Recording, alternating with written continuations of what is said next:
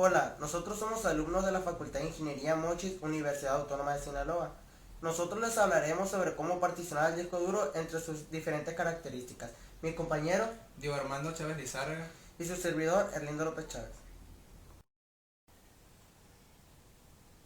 Bueno, para empezar el video tutorial les hablaremos sobre qué es particionar el disco duro. Particionar el disco duro básicamente es dividir el disco duro en varias secciones o partes para hacer creer el sistema operativo y contamos con varios discos duros. En cuanto a la estructura del disco duro, pues el disco duro está formado por lo que viene siendo los platos de disco duro, la cabeza lectora y el brazo de acceso. Los platos de disco duro, pues un disco duro está formado por varios platos en cuyas superficies se almacenan los datos en forma cilíndrica. Los brazos de acceso desplazan las cabezas de lectura y escritura por la superficie de los platos. Sectores de disco duro son unidades mínimas de información que puede leer o escribir en un disco duro. Cada sector almacena 512 bytes de información. Pistas. Es un anillo circular sobre un lado del disco. Cilindro. Un cilindro está integrado por todas las pistas del mismo y de todas las pistas que lo componen. Sector de disco, una parte en forma de cuña de un disco duro.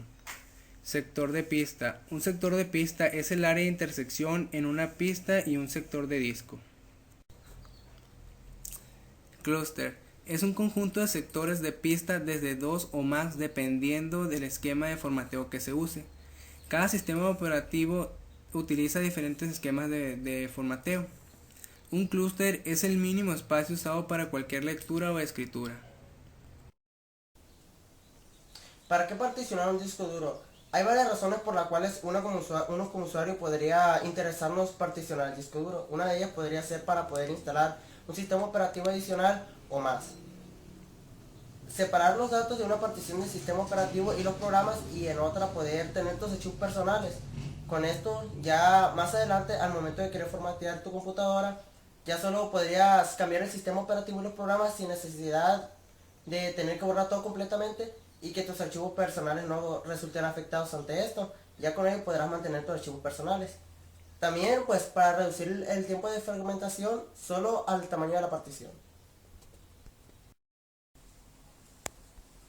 Particiones de disco duro.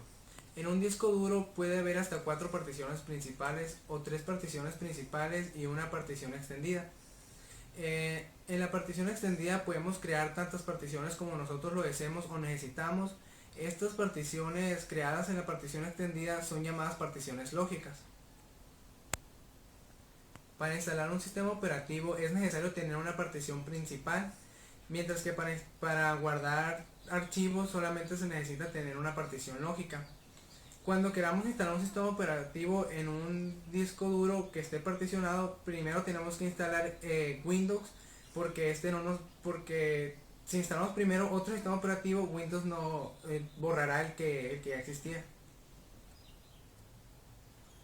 En el caso de que no se nos permita crear una partición lógica, es porque o ya alcanzamos el límite de las 4 particiones primarias o ya no queda espacio libre en las particiones extendidas o alrededor de estas.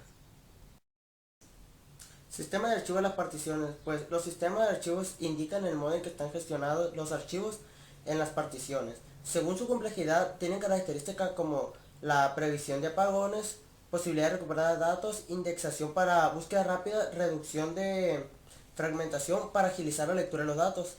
Los más representativos son los usados por Windows, que son el FAT32, NTFS. Los usados por Linux, X2, X3, Receiver y Swap. También los usados por Solaris, UFS, ZFS, Mac, HSF y HSF Max. Y los usados por IBM, los cuales son JFS, GPFS.